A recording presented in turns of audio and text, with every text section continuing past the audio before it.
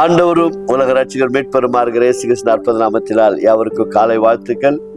இந்த நாளிலே கூட வேத வசனத்துக்கு நேரடியாக செவி சாய்ப்போம். கலாத்தியர் 3ஆம் அதிகாரம் 12-16 முடிய இறைப்பகுதிகளை நாம் வாசிக்க கேட்போம்.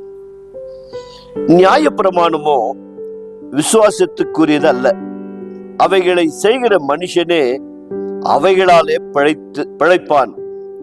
மரத்திலே தூக்கப்பட்ட எவனும் சபிக்கப்பட்டவன் என்று எழுதியிருக்கிறபடி கிறிஸ்து நமக்காக சாபமாகி நியாயப்பிரமாணத்தின் சாபத்திற்கு நம்மை நீக்கலாக்கி மீட்டிக் கொண்டார்.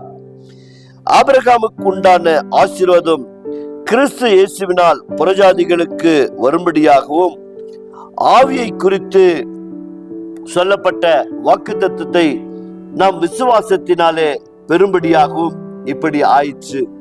சகோதரரே, மனுஷர் முறைமையின்படி சொல்லுகிறேன், மனுஷர்களுக்குள்ள உறுதி பண்ணப்பட்ட உடன்படிக்கையை ஒருவனும் தள்ளுகிறதும் இல்லை, அதனோட ஒன்றையும் கூட்டுகிறதும் இல்லை. ஆபிரகாமுக்கும் அவனுடைய சந்ததிக்கும் வாக்குத்தத்தங்கள் பண்ணப்பட்டன. சந்ததிகளுக்கு என்று அநேகரை குறித்து சொல்லாமல் உன் சந்ததிக்கு என்று ஒருவனை குறித்து சொல்லியிருக்கிறார். அந்த சந்ததி கிறிஸ்துவே. செபிப்போமாக. கிருபையுள்ள நல்ல ஆண்டவரே, ஒரு வாக்குத்தத்தத்தை நீர் கொடுப்பீர் என்று சொன்னால் அந்த வாக்குத்தத்தை புரிந்து கொள்வதற்கு எவ்வளவு ஆழமான சத்தியங்கள் உள்ளே அடக்கி வைத்திருக்கிறேன் சுவாமி.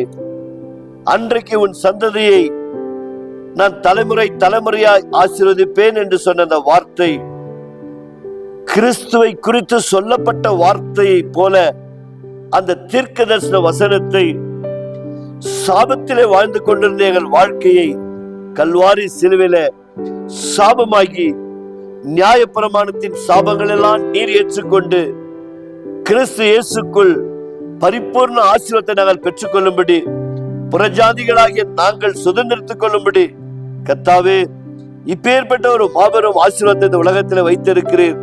இதை எத்தனை கோடி மக்கள் அறியாமல் இருக்கிறார்கள் சுவாமி.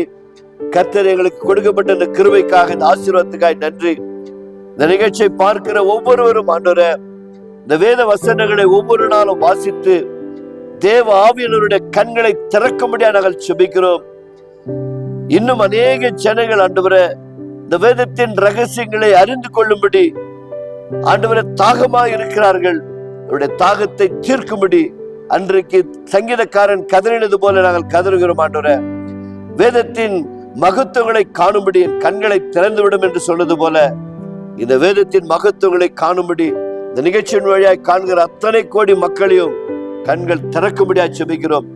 சத்தியத்தையும் அறிவீர்கள், சத்தியம் உங்களை விடுதலையாக்கும் என்று சொன்னீரே, அதே வார்த்தையின்படி உங்களுடைய பிள்ளைகளை விடுதலையாக்கும்படியாய், சத்தியத்தை அறிகிற அறிவினால் நிரப்பும்படியாய் மீட்பர் இயேசு நாமத்தால் செபிக்கிறோம் பிதாவே, ஆமென். கர்த்தர் உங்களை ஆசீர்வதிப்பாராக.